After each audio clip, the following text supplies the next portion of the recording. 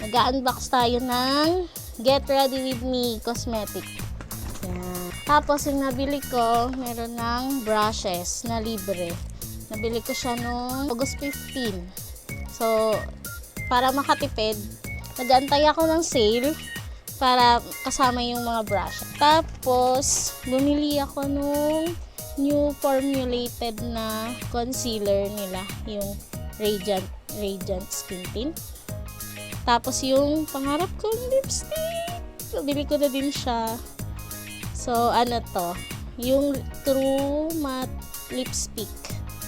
So bale, ang shade nito ay Summer Eloise. Uy, ito pala yung pangalan ng ng name ng baby ni May.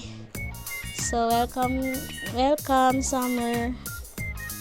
So sponsor natin sa lipstick.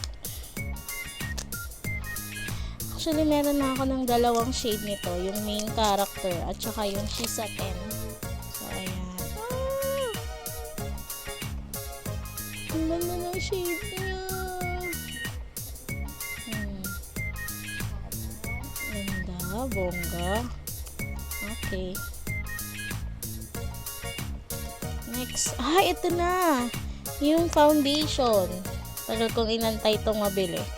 Hindi ako makabili kasi walang sale. Kailangan ko ng sale. Alam mo naman tayo, maasa lang tayo sa sale. Yung shade ko naman dito is yung Golden Beige. Kaso hindi ko alam kung tama siya. Tamang shade ko ba siya. Kasi nga hinahabol ko yung sale. So yung sale kasi nila, merong kasamang brushes. So yung itong foundation, ang kasama nito si Master Blender. Master blending brush pala. Master blender. Wala, sana ka-shade ko siya. Pero mukha naman siyang ka-shade ko. Wow! Ang ganda! Yay! Sobrang elegante ng itsura niya. Finally! Nabili din kita. So, medyo hindi ko lang... Ay!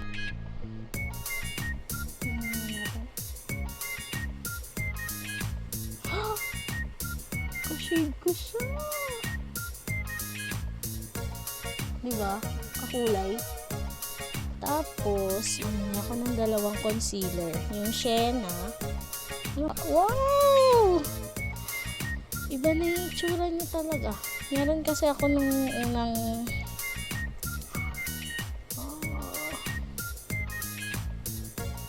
ang ganda. Kulay ko dito.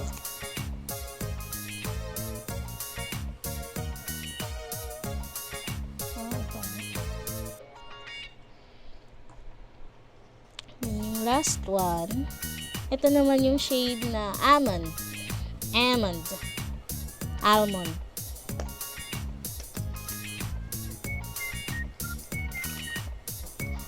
Ito nga yung pang-highlight sa under eye. Tama ba? Ito. Doe-foot applicator niya malaki na, unlike dun sa dati.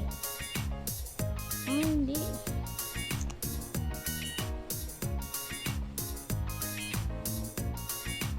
So, mag-skincare lang ako dun. Ito, try natin to. Mga foundation and concealer. Tapos, itong brushes. Actually, itong brushes, akala ko malaki. Wala lang. Akala ko lang malaki. Tapos, may kasama na siyang lagayan. Ayun. Yung lagayan niya, parang nakapal na plastic. Pero hindi naman siya mabilis magugusot. Wow! Sobrang elegante naman nito. Ang ganda. Tapos, conceal. Sige, matatry natin later. So, nilapit ko kayo para kita niyo kalagayan ng aking face lock. So, makikita natin kung effective ba yung gano'n siya kaganda. So, wala akong sponge. So, gagamitin na natin yung Master Blending Brush. First time kong gagamit ng brush for Concealer, foundation. Mag-lip balm muna tayo.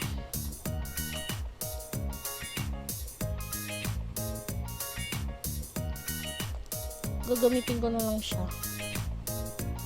First time ko to. Gagamit ng brush. Ayan. So, ayan lang muna. One dot. Tapos, ganda lang. Ay, ang nipis niya. Ang nipis niya. Ay! Ang ganda. Ang nipis niya.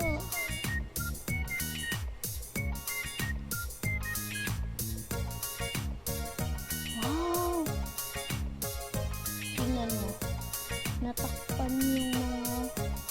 Tingnan mo, tinatakpan niya yung ano, oh. No?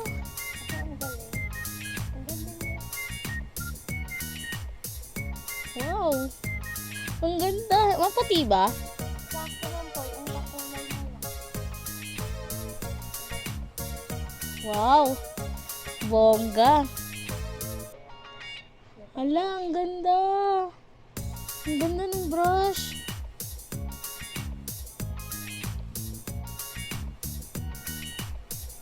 Wow! One layer pa lang yan. Hala, ang ganda niya. Tingnan. Di ba maputi, Tim? Sakto lang po yun. Yung nag-ano po sa kulay mo. Bongga! Katulad po siya ng kulay mo. Talaga? Taray? Tingnan mo. Yung ano lang, konti lang yung ano. Isang pump lang yun. Ang ganda, parang wala akong suot na foundation. Ayan, tingnan natin kung matatakpan.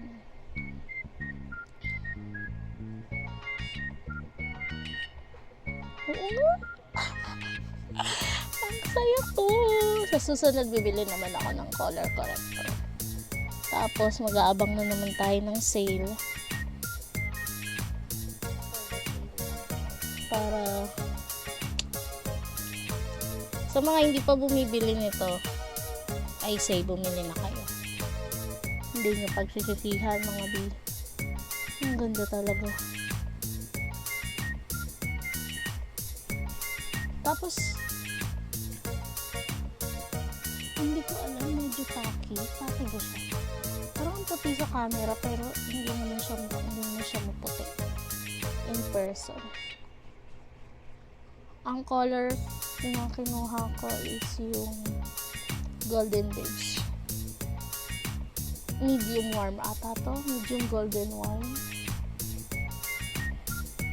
Kasi yung skin tone ko ay warm.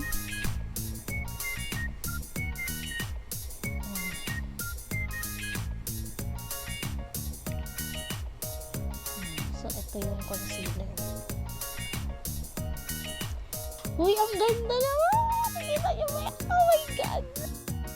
Get ready with me na nabili ko. Meron kasi akong quad coal at saka yung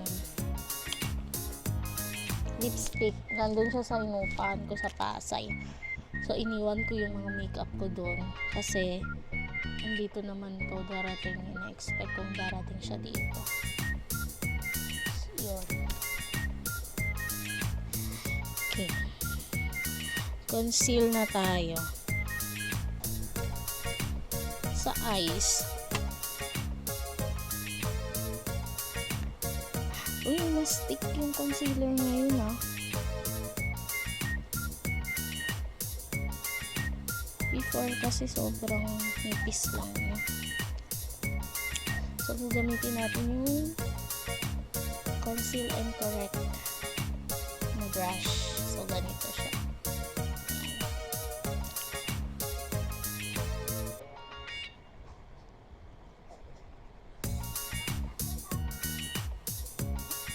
Nagre-reflect ba siya sa tunay na ano? Wow! Ang ganda! Wow! Tingnan nyo!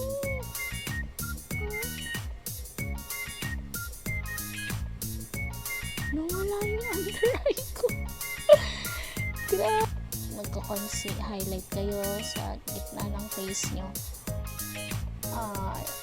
Natutunan ko sa mga pinapanood ko before na one shade lighter. Kung gusto nyo mangibabaw yung center ng face ninyo. Like dito. Ang ganda ng concealer. Iba yung, hindi ko alam kung dala ko yung concealer before. Ang ganda ng formula ngayon. Sadly, hindi ko dala. Tapos, nakalimutan ko, meron pala ako, bumili rin pala ako ng, ito, yung powder. Actually, meron akong powder rush na, ano, yung isa, yung velvet. Ito. Sobrang gamit na gamit siya. Ayan. Ang shade nito ay maple. Ito talaga saktong shade ko to. As in, ang ganda. Pag ito yung pinapangset ko, nagtatagal yung ano ko, yung i-combine mo siya with setting spray naman. O kasi sobrang oily ng mukha ko. So, talagang kailangan natin ng bonggang-bonggang matte kinemeng finish. So, ayan. Ayan, magkikilay lang ako. Then, ito na yung makeup ko. Nagkilay na ako. Tapos, close up ko kayo para makita nyo yung mga redness ko nandyan pa rin. So, hindi ko na siya i-conceal kasi gusto kong makita yung potential ng foundation sa skin ko. So, hindi ko pa siya nasiset, pero isiset ko siya later with itong powder rush. Tapos, dadalhin ko to for retouch later. So, hindi ko alam kung pantay yung kilay ko, pero okay na yan. So, sa SM lang naman kami pupunta. So, hindi na kailangan ng magarbong bonggang-bonggang kilay. Burahin ko lang yung lip tint ko. Ay, yung lip balm. Tapos, mag-lip liner lang ako. Hindi ko pa pala na-swatch. So, ito yung si Summer Eloise. Ang ganda niya talaga, guys. So, mag-lip liner muna ako. Wait lang. Ayan. Yung lip liner ko nga pala is kay Vice. Yung Kiss Me. Sobra, ang ganda nito. Yung mga lip liner nila Vice. Ng Vice Cosmetics. Ang ganda. So, ito na. Ito, try na natin yung Summer Eloise. Close up. Kahit ang pangit ng face lock ko. Actually, hindi ko alam kung kukulay siya sa akin kasi nga dark yung lips ko. Tapos, morena pa ako. I don't think it would work, pero let's see. Kita ba? Hindi ko siya makita sa salamin.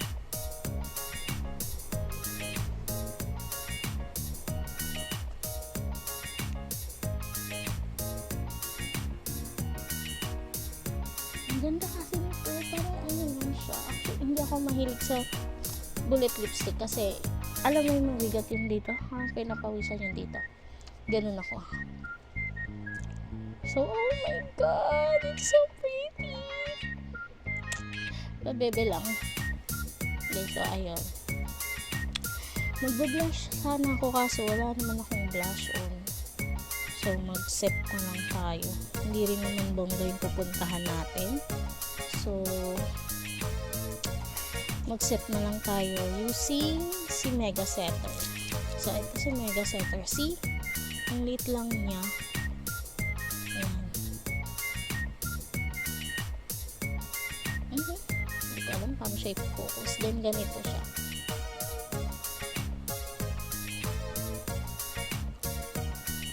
Stop lang natin yung excess. Tapos, usually, dito lang ako nag-siset. Kasi ito yung sobrang oily kong mukha. Ayun o, diba? Ang ganda ng combination nila. Nag-blurred talaga yung texture ng skin. Teka lang. Lalo na pang under eye ko. Sobrang ano yan. Sobrang mag-settle yung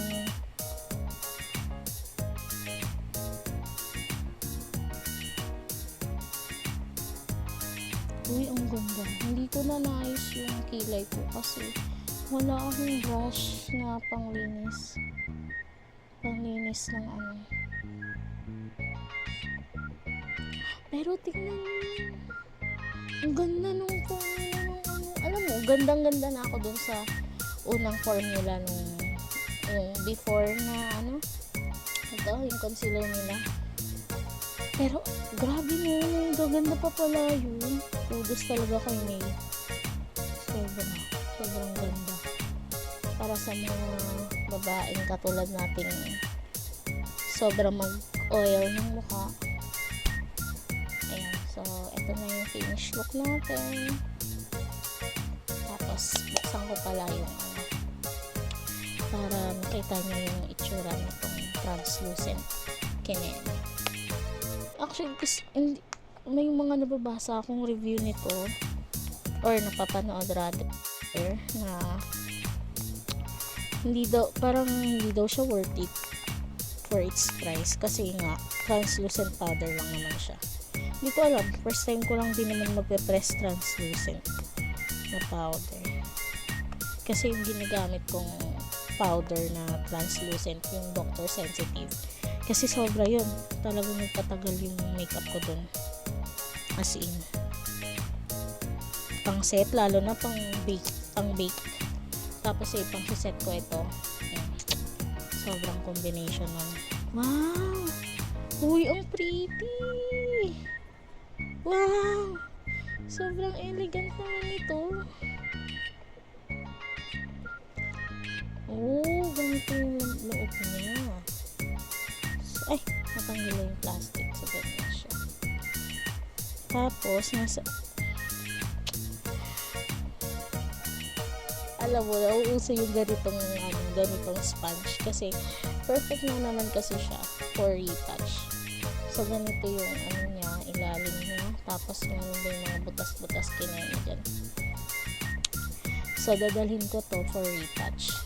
So, mag-update ako ng hindi ko alam kung makakapag-update ba talaga ako, pero let's see, kasi gusto natin na-test. So, muna ako ng setting spray. Yung setting spray na gagamitin ko yung sa Get Ready With Me.